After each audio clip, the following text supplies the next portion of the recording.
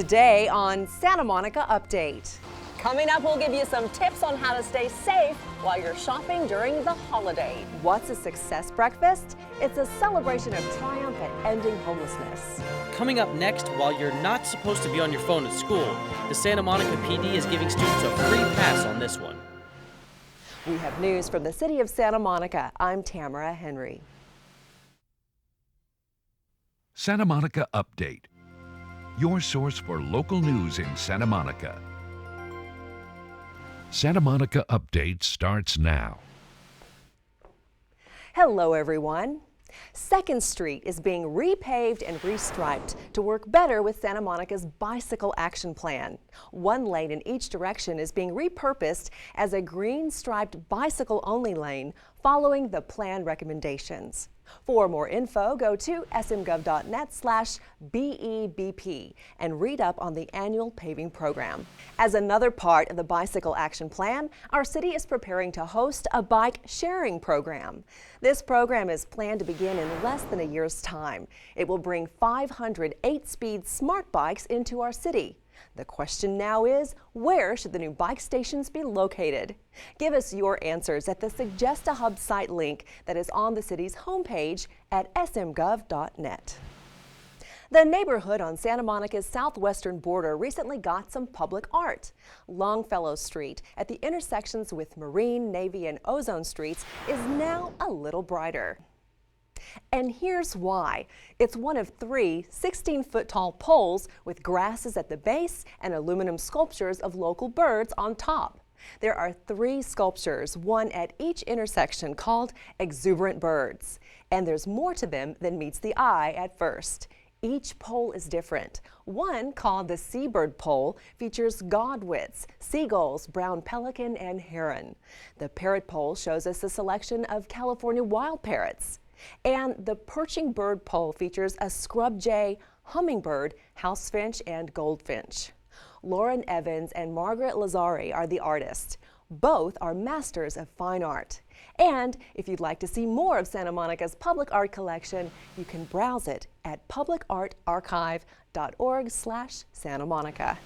It's time to get out and do that holiday shopping. But before you get going, we want to make sure your time playing Santa or Mrs. Claus is a safe one. So we had a chat with the Santa Monica Police Department to get some quick safety tips for you to keep in mind. The safety actually starts at home. Have a plan, first of all, when you go out shopping. If you can go with someone, it's always a better time, for one, and it's also safer to always be with people. Be aware of your surroundings. Be aware of who's around you, what's going on around you. Just take the cash that you're going to need. Don't take a whole lot of money with you. And only take the credit cards that you're going to use. So really prepare before you go out. Let someone know, hey, I'm going to go out. This is where I'm going. This is what time I intend to be back, so people know where you're at. Parking is important.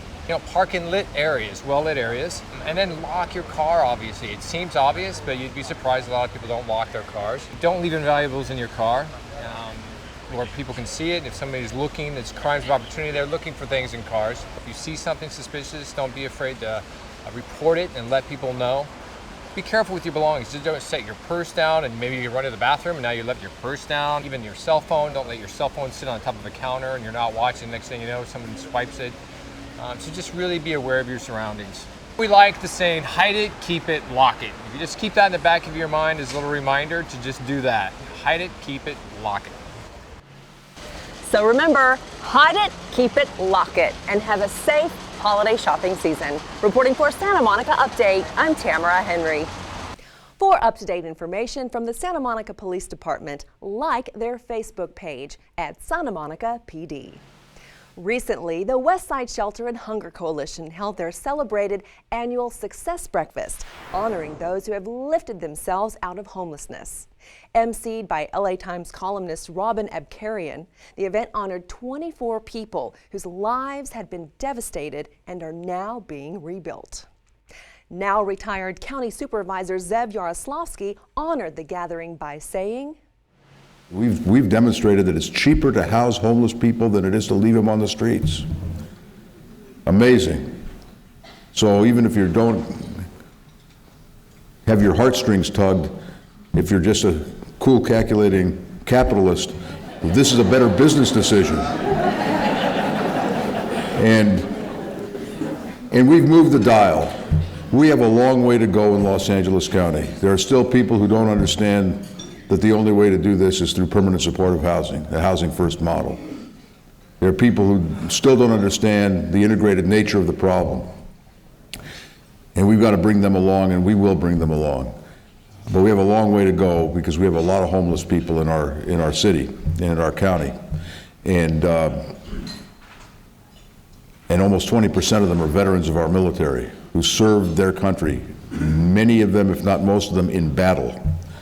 They answered the call of our country when the country needed them, and now the challenge for us is whether the country will answer their call when they need us.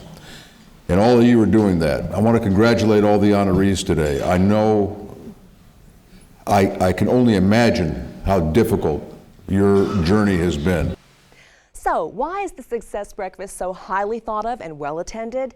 Because the heartwarming payoff is the well-being of the honorees who are now reinventing their own lives. And our congratulations also go out to all of our viewers who are working to make their own lives better. So, if you are interested in helping the Westside Shelter and Hunger Coalition with a gift or through other means, please visit their website at westsideshelter.org. Give them a friendly call at 310-314-0071 or email them at info@westsideshelter.org. Every now and then, kids see fellow classmates or friends doing something that maybe they really shouldn't be doing. But they don't want to tell on anyone because they don't want to seem uncool. We've all been there. Well, the Santa Monica Police Department recently implemented the Text-a-Tip program into a handful of schools. It allows kids to step up and do the right thing while keeping their identities hidden. Greg Goldner has more. Santa Monica police officer Erika Aklufi is one of Santa Monica's school resource officers, and recently she spearheaded a new campaign that gives students a direct line to the police department. One of the programs that we started this year is the Text-a-Tip program. It's a very simple program. It's aimed towards our high schoolers and middle schoolers here in Santa Monica. And it's basically a texting-only tip line that students can use to report things on campus that they think the police or one of their administrators ought to know about. Officer Aklufi and her team have streamlined the program to make it as simple as possible for students to report something and then for action to be taken quickly. Each school has its own dedicated line for tips only.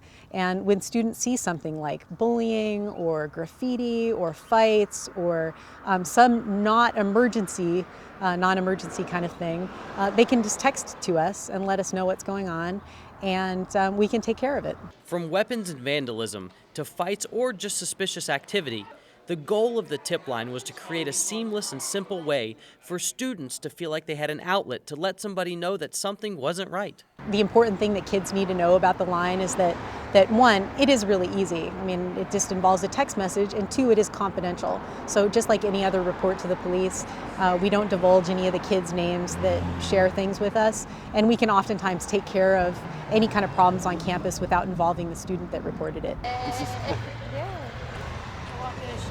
Oh my God, that's horrible. Look, they just tagged up the side of that wall like that. It's such a nice place. You should text a tip. You know, you're right. I should. They got to do something about that. Let's see. There we go. Here, I'm gonna go. In text it. Let's go. While parents are always complaining about their kids being on their phones too much and texting way too much, the Santa Monica Police Department has now given kids a reason to text all the time. While the program's only been in place about 6 months, they've seen tremendous results. For Santa Monica Update, I'm Greg Goldner. While the program is still relatively new, it's been tremendously effective. The students seem to like the idea of being able to do the right thing while remaining anonymous. For questions about the Text-a-Tip program or to find out more, head on over to the Santa Monica Police Department's website at santamonicapd.org. Well, that's it for this edition of Santa Monica Update. But I want to add that the Teen Film Festival is now accepting entries at smgov.net/teenfilmfest. So, all you teen writers, producers, videographers, actors, musicians, artists, start your creative engines. I'm Tamara Henry speaking for all of us at City TV. Thank you for watching. See you next time.